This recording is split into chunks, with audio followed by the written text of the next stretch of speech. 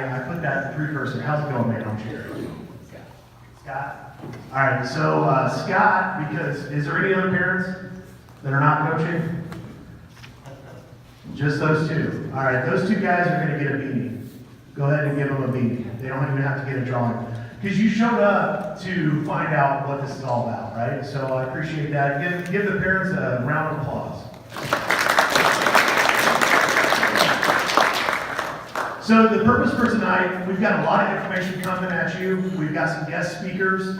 I've got some board members. Real quick, AJAA board members, if you'd like to stand, please, so people can recognize and know who you are. We've got Katie Maples. Katie is the chairperson for coaching development and a board member at large. Mike Gaby, he's our treasurer. Karen Ferris is our president. And Mason Pike is at large, and we're getting ready to give him a job. So, round of applause for these guys volunteering.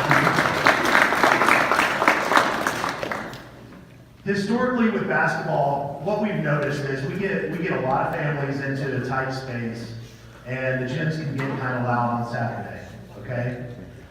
So I know that we've got some kids here tonight. I want to thank the kids for coming. That's who this is about, okay? When you're playing a game, when you're coaching a game, okay, nobody is putting down that they won the second grade tournament on the resume if they want to get hired from the NCAA, okay, especially rec ball. So we want to keep that, that spirit of friendly competition alive, and we want to push it. Joe Williams won second grade football, so he does have that on his resume, so I take it back. No, it's not that nobody has it. Joe's back there laughing because he's a champion. But we've got a lot of guys that have won championships, a lot of gals that have won championships.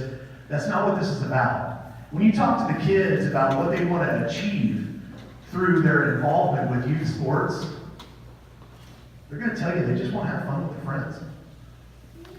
We're not getting these kids ready to play in the NBA. All right? Dina, the hardest working woman at AJAA, according to some people. Everybody give me a hand. She met you that way.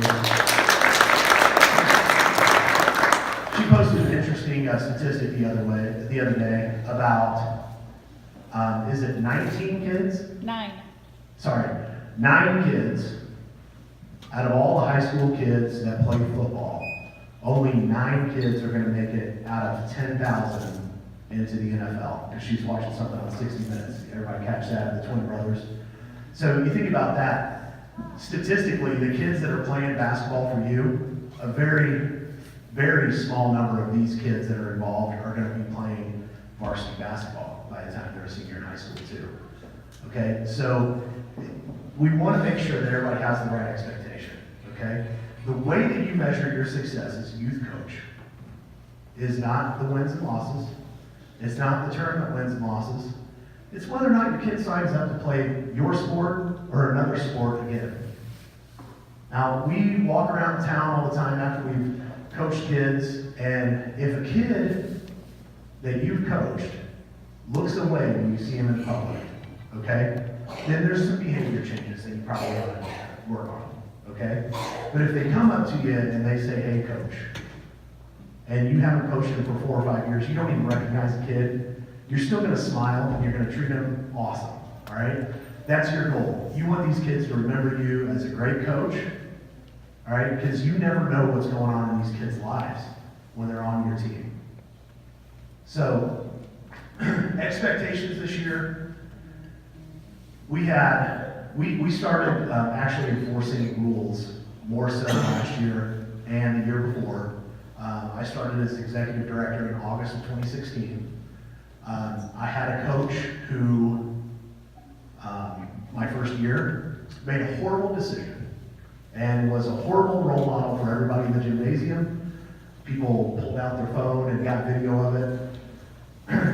Game was called before it was over. All right, that coach was not allowed to coach for the rest of the season. Last year, he came back, and he was probably the most positive person on the floor out of all the coaches in that league. He continued to to learn from his mistake. We had a coach last year who addressed the stands because there was an argument going on and invited a guy to take it outside. That coach was done for the rest of the season. We had kids getting technical fouls and getting kicked out of games, fighting, high school league. Do we have any high school coaches in here? All right, so these kids are more aggressive. Rumor has it that you don't do a lot of coaching in high school rec ball. We can't have that. All right, so you might not be coaching X and O's for these kids in high school, but you gotta coach their character. How they deal with each other, how they deal with the referees, how they deal with the other coaches, the other players on the floor is gonna be important. These are the life lessons that we're supposed to be pouring into these kids. And by the time they're in high school, if they haven't picked that up yet, you have such a big responsibility because you might be the last step for them to either be a good person or a bad person.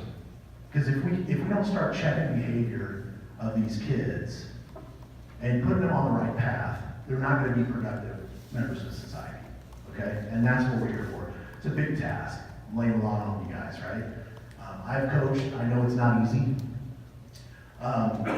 Parents, okay? Parents like to argue with the referee if they don't call a foul in third grade basketball, okay? In third grade basketball, there's a foul every play, okay? Do you really want to spend 4.5 hours playing a third grade basketball game? Not only does that waste your day away as a coach, as a parent, but it also gets us into overtime in the schools, which starts costing, okay? And it's not gonna cost us this year, but it costs us in the future. It costs us our relationship. So make sure that your parents know if they start chipping with the referees this year especially, our referees are gonna be instructed to let them know, calm down. If it still continues, they're gonna come and talk to the coaches, okay? If a tech gets called on the crowd, okay, then we figure out which fan they are, and that tech actually counts for the coach. So then, if you step onto the court, the referee's having a bad day, and you get that second tech, you're ejected from the game, you're gonna serve a 1-game suspension for any ejection for a coach. All right, so I'll say that again. If you get ejected from a youth recreational basketball game, I don't care if it's in the first quarter or if there's 1 minute left in the fourth quarter, the next game you're suspended. Same thing goes for a kid. If a kid gets 2 techs and gets kicked out of the game, they're gonna serve a suspension. On top of those suspensions, we're gonna have you go to the National High School Sports Federation site, and you're gonna take a class on sportsmanship. And you're going to need to send the certificate of completion to Mrs. Alvin before you can return, okay? So this is the expectation. I say this because I have to talk to the minority, because all of you, most of you, are good coaches, are gonna be able to maintain the game and all that kind of stuff. But there are a few people that maybe are new and they won't get a handle on things, or they just don't care and they're doing it for the wrong reason. So I just want to let everyone know, we're going to set that expectation right up front. If you get ejected from a game, you're serving another game suspension. Is that fair? We all know. If your kids get ejected, same thing. All right, so rather than me talk to you guys for 4 hours, which I could, but I won't. I'm going to bring up Jason Bowers next. He's basketball commissioner for middle school and high school boys, and kind of the senior commissioner. We split basketball into 3 different commissioners. So I'm going to bring up Jason. Jason's going to talk briefly about the stuff of the season. I've got an exit because not only do I do sports, but I'm also in a musical this weekend. Come and see Annie at Danville High School. I got to get to practice. So thank you all for coming. There's going to be drawings and things for some awesome swag that we've got over here, and we've got some great speakers. So thank you so much.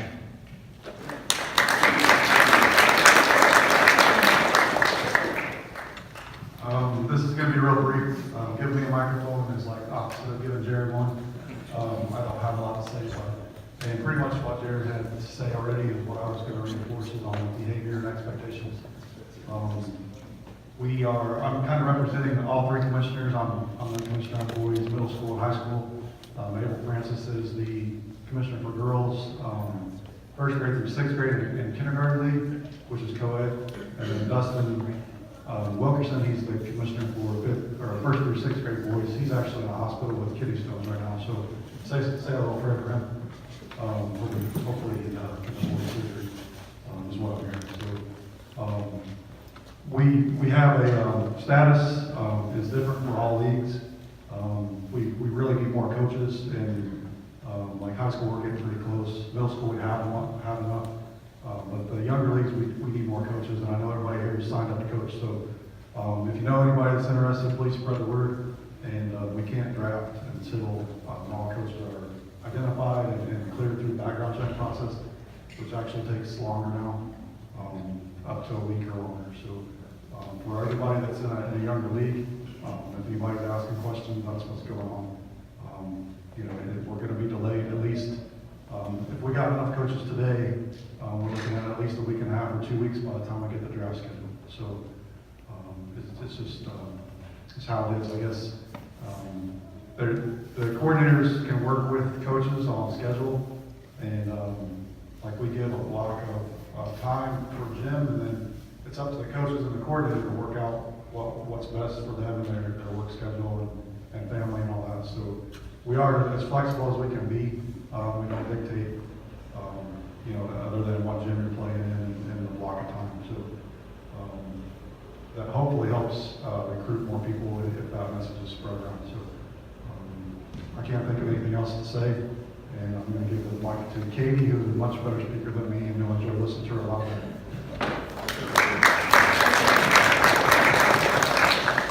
I'm not a better speaker, just to be clear.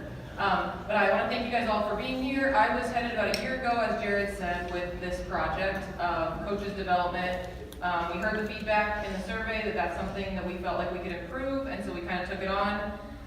The two things I kind of wanted to do as a coach myself was one, have a night like this where we can get you guys together and express our gratitude for all that you guys do in your time and your energy, but also to give you resources to empower you to be better.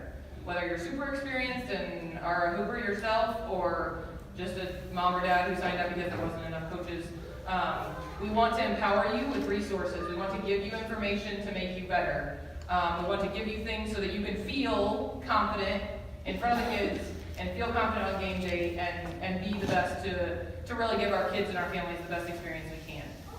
So the packets that we have been putting together, working to put together, are actually from the high school coaches. So we tried to partner with them.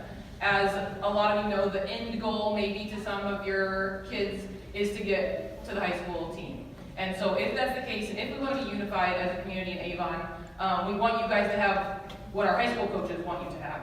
And so they have put together these packets. So this is Coach Holloway's packet, and this is on the website. So on your website, you'll go to boys basketball, and then you'll click into the coaches corner, and this will be there. This has tons of great stuff. It's got strategies, it's got vocab and things they want you to know, and I think the most valuable piece in this is a practice plan. So I think that's one of the most intimidating things you can do as a coach, is try to put together a practice plan. There's lots of things you see after one game on what you want to work on, but actually being able to put together skills and drills that you want to work on to improve your kids and to give them the best experience, I think is intimidating and difficult. So Coach Holloway's put together kind of a sample practice plan and drills specifically for certain things that he wants your kids learning as they go through this process. So I highly recommend seeing this resource, and then I also want you guys to know that if you, as a coach, do research yourself and find a good drill or find something that works or use something, we'd like to have those resources for everybody else. As much as you're competing with the coach that's sitting next to you, we're also kind of in this together as one Avon community. And so if you have resources, we'd love for you to give them to your commissioners. Whether it's a video on how to teach, dribbling, or whether it's an article on something important. We want to have those. So if you would like to share that, we'd love to have those given to the commissioners, and then we can post them on the Coaches Corner on the website, the AJAA website. So without further ado, I'm going to give some prizes away. So get your tickets out. Everybody got their tickets ready? Drum roll, please. The first number is 7229031. Did we get one? Hey, come on up. You can pick up prize on the table. There's tons of good stuff. Books. There's actually ladders for agility work and hats and all that good stuff. 7229044. Yeah, got one. Come on up, get your prize. And then without further ado, I'm going to go ahead and introduce Coach Holloway, who is our boys varsity basketball coach here at Avon. We really wanted to get them in front of you guys to be able to see them and connect with them and understand that these people, these high school coaches, are all about Avon and want the best for your kids. So, Coach Holloway. First, I want to thank you guys for being here. I will not talk long. I promise you guys, I know you have a long day. We all had a long day. There's a lot of information to get to you. I wanted to be here. So I've been in touch with Katie, and she talked about this. I think it's great what you're doing. I don't want to get up here and talk about me, but a little background. I got to play, I played high school at Muncie Central. Went on, I played Division I basketball at Arkansas State. And afterwards, I had an opportunity to play over in Europe and in South America. So I've had a wide range of experience in playing basketball and played for a lot of different coaches, high-level coaches. But what I remember about those guys is how they made me feel. I don't remember about scores or games when we played. So when they talked earlier about how you make these kids feel, they remember that. That's what I remember. I remember the coaches that treated me well. I knew they cared about me. And that's one thing I think as coaches we got to do. We're teaching them, we want to create habits with them, but we want good experience. Now, I'm as competitive as anybody, but we want to make sure we're teaching the whole kid. And like they say, when they see you, hey coach, that makes me feel good. I got one with me today that really quick last year probably didn't start out the best. Rocky, because I'm trying to teach and I want him to understand how you're supposed to behave, not just when we practice, but outside too. And now he's one of the best kids in the world, because we had a relationship, and that's what I'm coaching for. Again, I'm competitive as anybody. I want to win every single game I play, but relationships are more than anything. So this is my second year at Avon. I love this community. I want to do this. If there's anything that you need, not just in that packet, email is there. Reach out to me and I'll get it to you.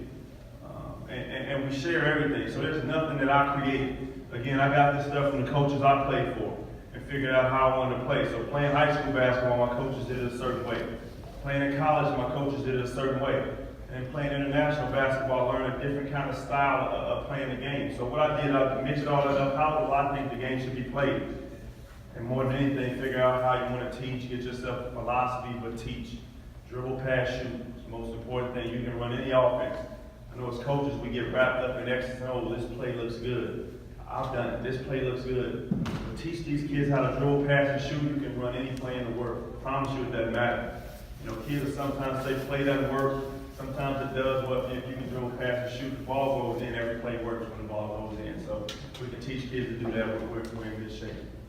And last thing I want to leave you with, we all want the same thing. So I know there's parents here and there's coaching as well. But I tell parents that my parent meeting, we all want the same thing.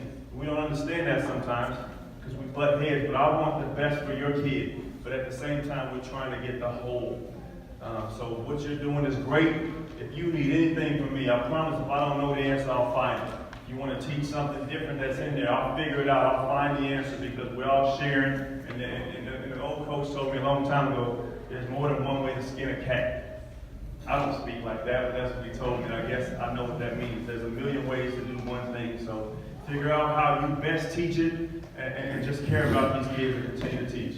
Thank you guys for being here.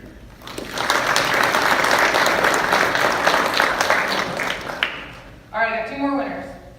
7229061.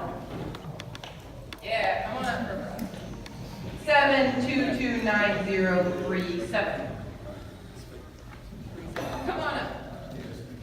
And I was going to introduce Coach West, who's the girls' basketball coach at the high school, but she's coaching tonight, so she won't be able to make it. The next person I'd like to introduce you to is Tim Drury, who is here to talk about the sports medicine side of this whole thing. He's in charge of a lot of athletic trainers, a giant amount, and has some good insight. You guys, as you know, are not just there to coach the X's and O's, but also care about the people like Coach Holloway said, and also there is a physical side of this.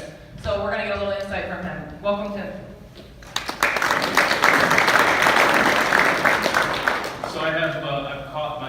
cold of the season, so I'm going to hold the microphone a little bit further away from my mouth. And I got to tell you, my last name has been pronounced a lot of different ways, but that's a first. It's Drudge, just like Judge, okay? So anyway, you can just call me Tim. So my background, I went to IU, did my master's degree at Illinois State University, and my background is in athletic training. Now, many times people get us confused with personal trainers or dog trainers or other kinds of trainers.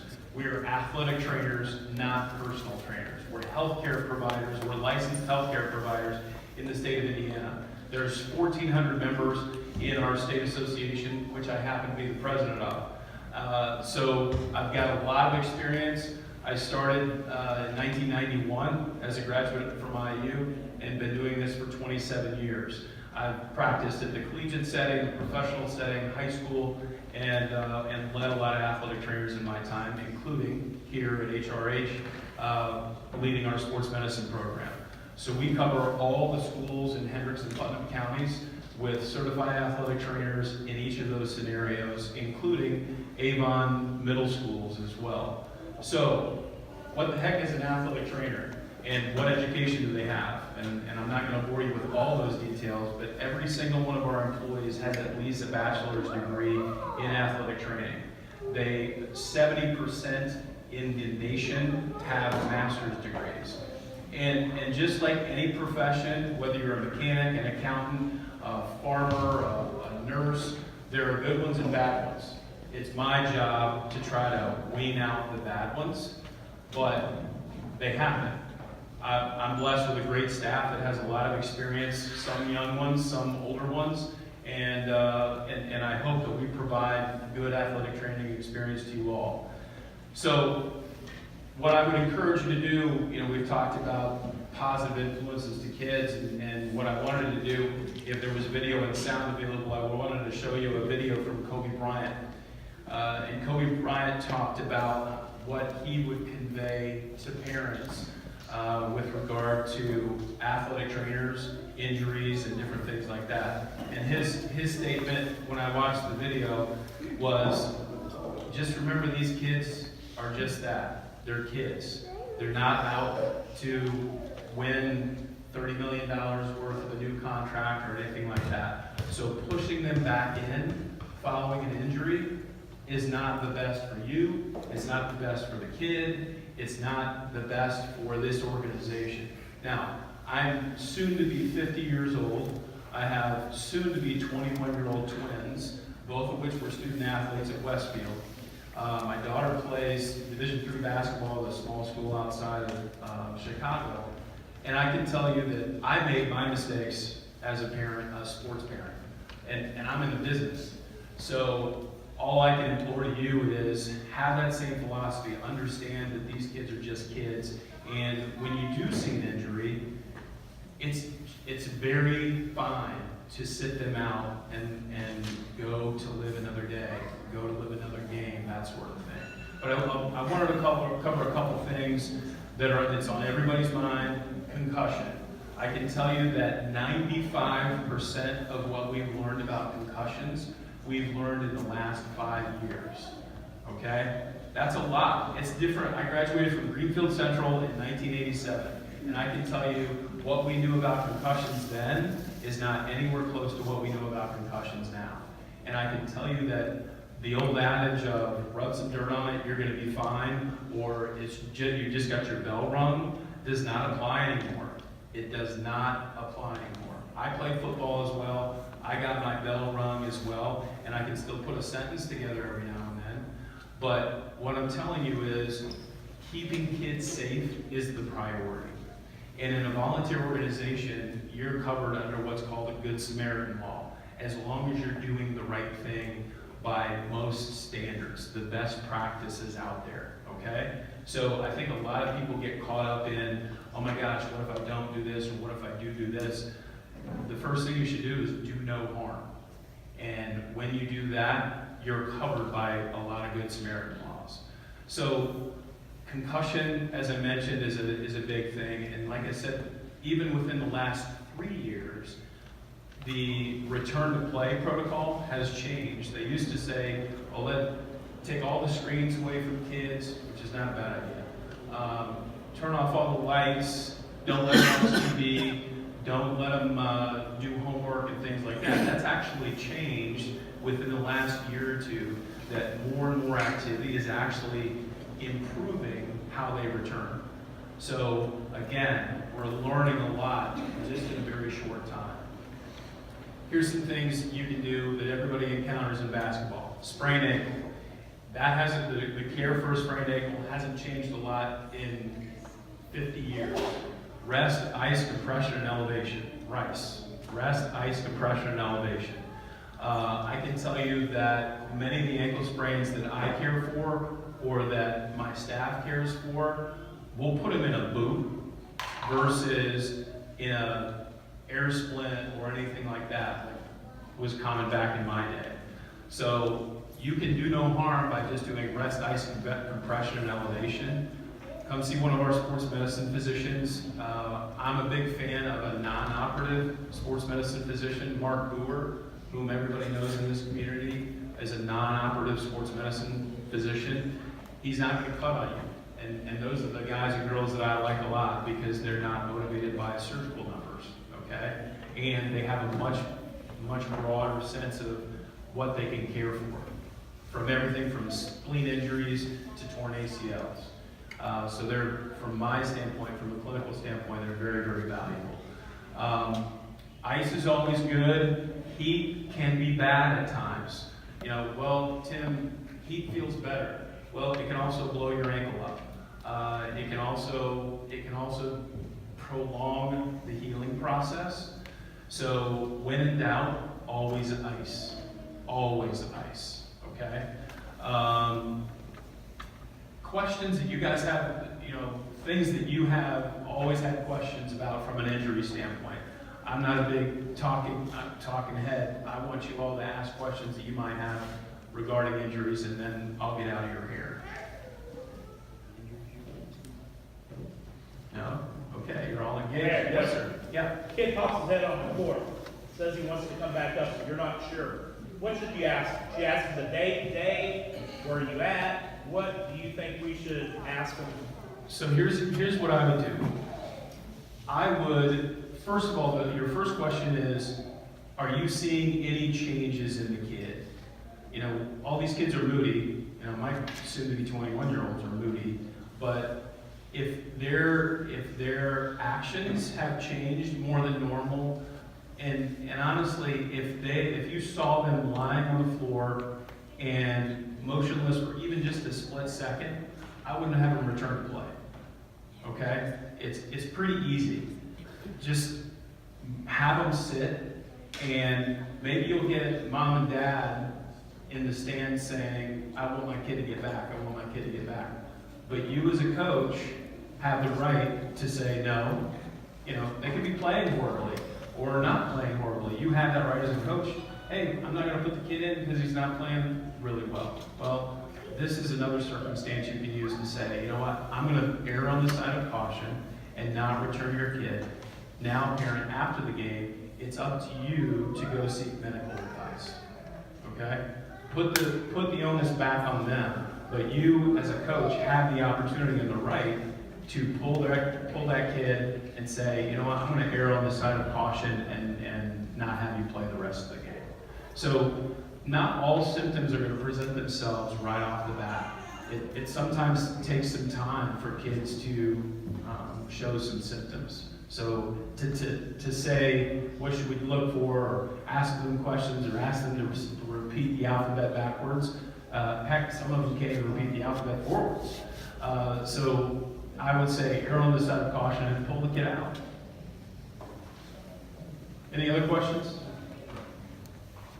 All right, Katie has some of my cards up front. If you do have any questions, I'm more than happy to answer your questions. You're welcome, him.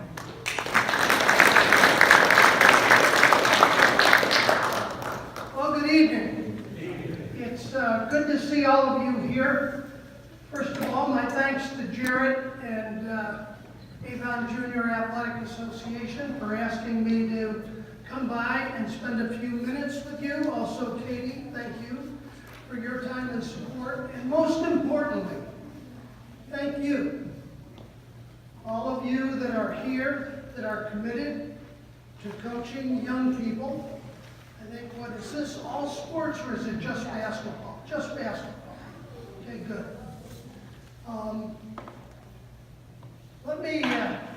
Let me have some fun first with you. I've done this, I'm more of a football guy. I did play basketball in high school, and at the University of Buffalo, I explained to the head coach from Avon, my freshman year while I was there on a football scholarship, I got a call from the head football coach. It's like December 23rd. He said, day after Christmas, I want you back on campus. I said, well, what for? It's Christmas break. He said, you're going to be playing basketball. I said, what do you mean I'm going to be playing basketball?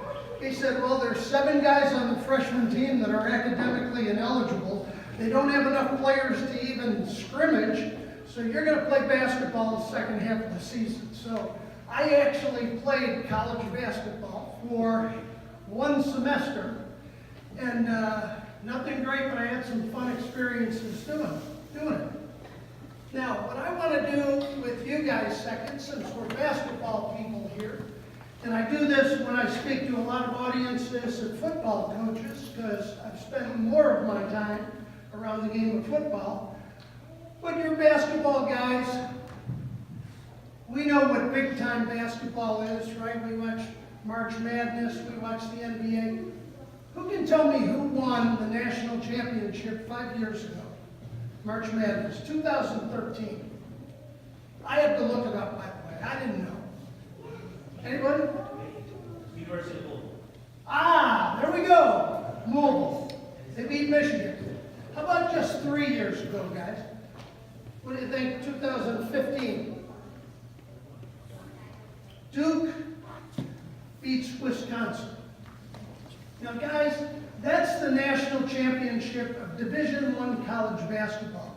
It actually makes front page news in the Wall Street Journal the day after the game is played.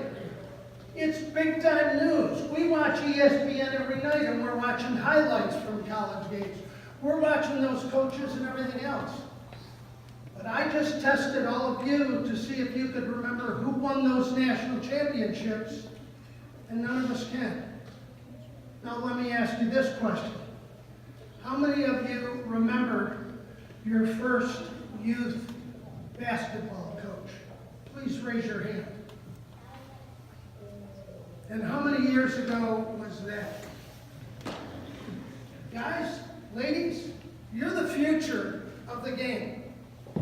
And it doesn't matter if you're coaching Little League baseball, basketball, football. When you are a youth coach, you have the future of the game in your hands. Because the whole experience for that young boy or young girl is determined by how you handle them as their coach. I remember my first football coach. I remember my first basketball and baseball coach. And I don't want to tell you how long ago that was, but I remember, and I'm sure you guys do too. Now, Katie mentioned that I coach football at Franklin right now. I help with the offensive line. I'm also the team chaplain. We have chapel services Saturday morning on our game days. I lead those. I love my relationship with Franklin College. I've been helping them in their program since 2007. I'm also a certified official with USA Hockey and US Lacrosse. I grew up in Buffalo, New York. My dad was from Toronto. We had an ice rink in the backyard every year from the time I was 6 years old till I was about 16 or 17. So I skate better than I walk at this point. And I'm on the ice in the wintertime, usually 3 to 4 nights a week, officiating hockey. How many of you have ever officiated a sport? Okay, that's great that you've done that, because you know what it's like to walk out on court or on a baseball diamond as an umpire or as a hockey official or a lacrosse official, when you got the stripes on, boy, there's some real lessons of leadership that take place. And I love coaching. Coaching's a lot easier for me than the officiating. But you know what? When I officiate, the other thing that I've learned is game management starts before the game even starts. I go and introduce myself to any coach. I skate over to the bench. I introduce myself and I tell them I'm here for 3 reasons. And the very first one is, I'm here to keep the kids safe. I'm here to keep the kids safe. That should be our first priority, whether we're coaching or we're an official. Second, coach, I'm going to call them the way I see them. I'm human, I make some mistakes. If we have a misunderstanding, call me over to the bench. I'll be glad to talk with you, but I just want you to know, I want it to be a fair contest. And number 3, hey coach, let's have fun. Let's let the kids have fun today. And I don't care what sport it is you're coaching at the youth level. Gosh, that's where we need to be. We want these kids to have fun. So those are the things that I kind of bring to the table when I'm an official. And Jared asked me to come talk to you tonight because I had done a presentation for USA football at the Colts complex. God, it must have been 7, 8 years ago. About 350 coaches in there from 5 different states.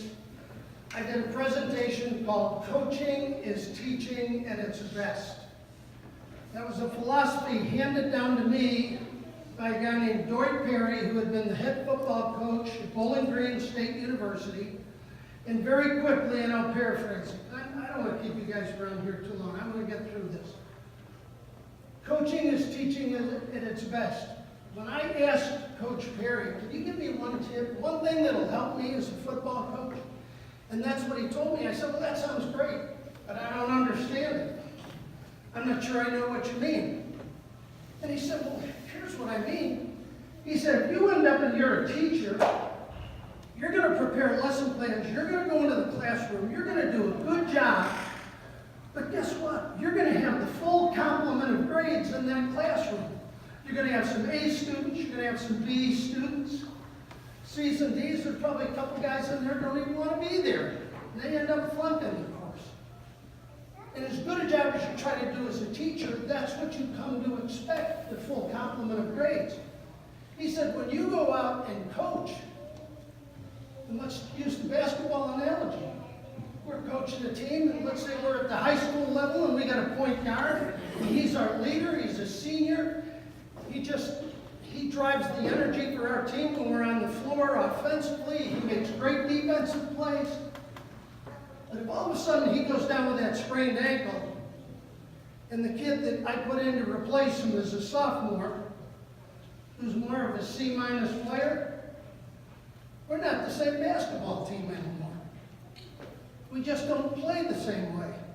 So as a coach, you should always come to practice with a mindset that I don't care what the kid's potential is, I want to try and help each one of those kids be an A player. But guess what? Doesn't work out that way. Not everybody's going to be an A player.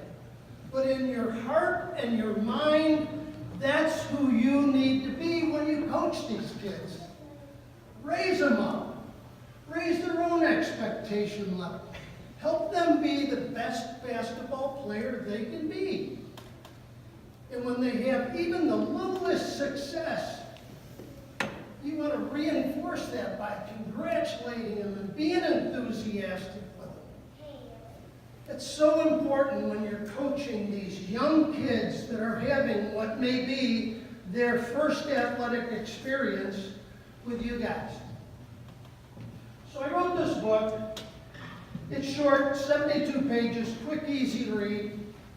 I explain the philosophy, and I have 10 tips in the book that help any coach be a better teaching coach.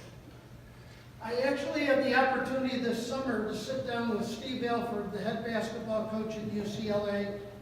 He read the book in 2 days and called me up and said, I want to spend some more time with you. So I met with him a second time, but I actually had my picture taken with him. He was down at Franklin College running a basketball camp, and he loved it. So that was as nice a compliment as I could get. I mean, if Steve Alford wants to read this book and he likes it, it's probably pretty good for anybody at any level of coaching. Now I'm going to share with you real briefly 3 of the tips so you get a feel for what it is. And they do have copies of the book here if you'd like. Over on the other table I've got some of my business cards and also some sheets that explain about the book. If you want to just read that, read some of the reviews on the back, you can do that. You can order it on Amazon or you can get copies from AJAA. But first one, tip number 1, set expectations. Set the expectations. If you're going to be the head coach, ladies, gentlemen, it's your show. You're the head coach. So what's your vision? What are your goals for this season? What do you really want to accomplish?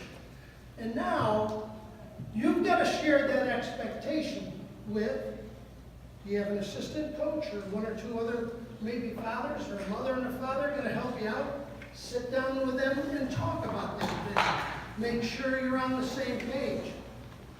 And of course, obviously, with your players, first time you get them in practice, you're going to go over some rules. Hey, guess what, guys? Here's how we work as a team.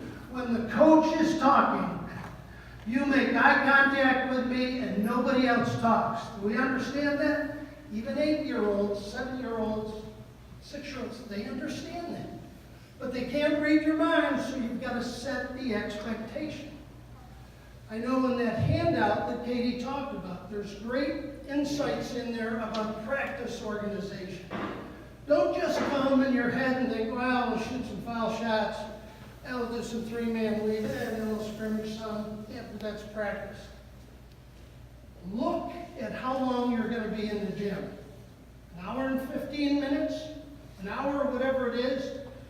What are you going to do? And break it out by time segments so that you're organized. And then before the practice, you can look at your kids and say, hey guys, here's what we're going to do today. We're going to go over this, we're going to do this, we're going to do this, we're going to do this. And at the end, we're going to run some laps because we got to be in better shape if we're going to play this game the way it needs to be played. All right, we all understand? And bingo, you go. Guess what? At Franklin College, with college football players, that's what we have to do. Just so they're motivated through the practice and they know where they're going. Set the expectations. And the one group I haven't mentioned yet, the wonderful parents of all our players. Set the expectation with them, and it will alleviate a lot of problems for you later in the season. Encourage them to be enthusiastic in support of the kids, but it's probably best that they leave the coaching to you and let mom and dad just make those supportive statements. Come on, Jimmy. Hey, great hustle, Jimmy. Way to go. Way to steal that ball. And not worry about where they're aligned on the floor or what they need to do. And poor kids. I mean, I've got grandkids playing down in Greenwood. I went to games last year. I've seen kids on the floor and they're looking this way when they hear mom or dad.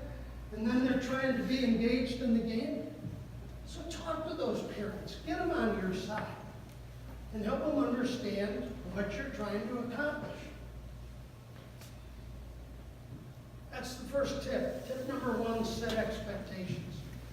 And maybe last, and this goes without saying, you got to set expectations for yourself.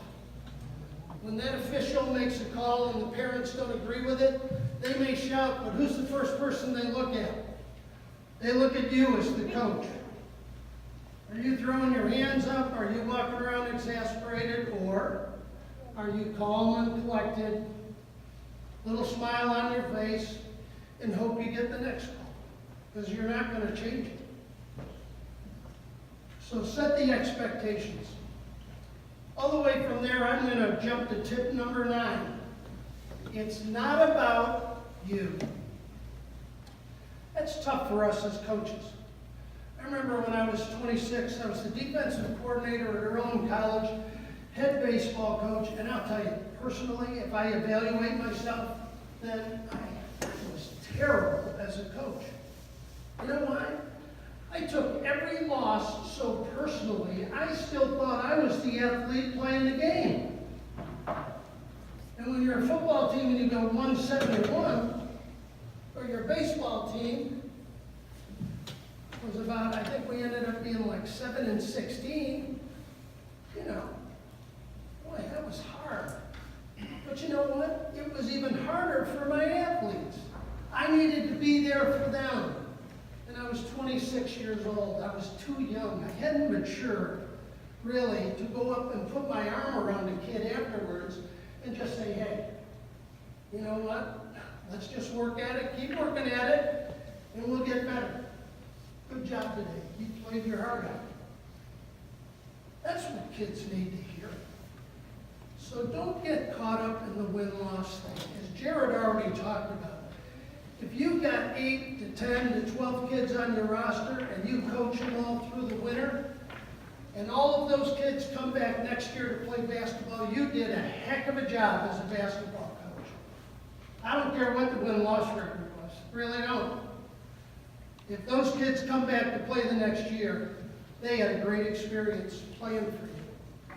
And that's what you ought to be after. And that carries right over into tip number 10, which is have fun. Have fun. Make it fun. Gosh, you're going to put in the time. You don't want to be walking out on the floor knowing you're going to spend an hour and 15 minutes and you almost don't even want to be there. Gosh, bring some energy, have some fun, find some new drills. You can go online. There's so many different resources to find information so that you can be a more effective coach. But do those things and have fun. I'm going to finish up with a real-world story from this past Saturday, just to let you know that it doesn't matter what level you're coaching at. You can have a lot of frustration, a lot of disappointment. We worked all year, and we were going into Saturday's game, an 8-1 football team. We were playing Hanover College, who's our rival. We've been playing them for 88 years. We have beaten them the last 14 years in a row. Their head coach is now, or was, our defensive coordinator 3 years ago. Their quarterback coach is a former quarterback that played for us at Franklin. Their offensive line coach is a former offensive line coach from Franklin. And their defensive coordinator is a guy that coached on our defensive staff. 4 of their coaches came from Franklin. And we accommodated them Saturday by having 5 turnovers, 2 interceptions, 3 fumbles, 1 on the 2-yard line going in. I mean, not in the red zone. We're on the 2-yard line going in to score, and we fumbled. And we lost 23-20, and our season ends. And I got to walk off the field with some of our senior offensive linemen, who are big boys, and let me tell you, they were in tears. They'll never forget it. That's how their career ended. Our guys, they don't go on and play in the NFL or anything like that. That's it. They're done. The very next morning, Sunday morning, I got a group text from our head coach, Mike Leonard. And it said, I don't know if you've looked outside yet or not, but the sun came up. It's a new day, and I'm just thankful that I had the chance to coach all of you and work with everybody on the staff. That's what real coaching is about, because it's the relationships you build. And believe me, the best part of the opportunity you're going to have this year as a coach is going to happen 5 or 6 or 8 years from now when maybe you'll be walking into a Starbucks, and now one of these kids you coach is high school age, is gonna go, "Hey, coach, how are you?" And you're gonna turn around. And he's gonna run up and wanna tell you what he's doing, how excited he is about things in his life. And that's when you know you've really made a difference. So guys, ladies, as you go forward, have a great time with it, have fun. If you think you could benefit, as Katie has books over here from Avon Junior Athletic Association. I've got a bunch of my business cards. If you'd like to take one, if you'd ever like to contact me, if you'd ever like to use me as a resource to help you in any way, I am more than glad to commit myself to doing that. So I thank you very much. I hope you all have a great season, and it was great to be here tonight. Thank you very much. So anything on tonight or anything in general, any administrative questions that you have, any questions on how this process is going to look, being a basketball coach, we're here to answer them.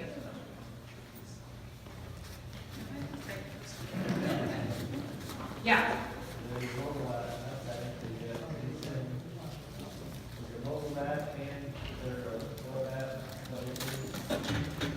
There's the mobile app, so you want to download Game Changer. Thanks for bringing this up, appreciate it. So when you came in, we might have said to you, you might want to grab a sheet. This is a one-sheeter on Game Changer. Most of you know we have transitioned our platform over to Blue Sombrero, so we will not be using Sports Engine this year. We will be using Game Changer. So download the app. That's the way coaches are going to communicate with their families or players. When you download the app, you're not going to see anything until we roster players to teams. All right, but it's pretty simple to use. There's also a link at the bottom of this sheet that will take you to a site that can answer questions about Game Changer and how it works. I'm going to disclaimer here, as we have been moving over to Blue Sombrero, it's a lot to learn. I'm sure you can probably appreciate that. So I don't really know much about Game Changer. I'm just trying to learn the registration piece and the website piece, and there's a lot that goes along with that. So we're learning along with you, but we've been assured by Blue Sombrero that it's super easy to use. And a lot of people that I've talked to who have used it before with other organizations love it. So, good question. Anybody else? One? Going? Okay. Thank you guys so much for being here, and thank you for your time. Good luck in your basketball season. We really appreciate you guys.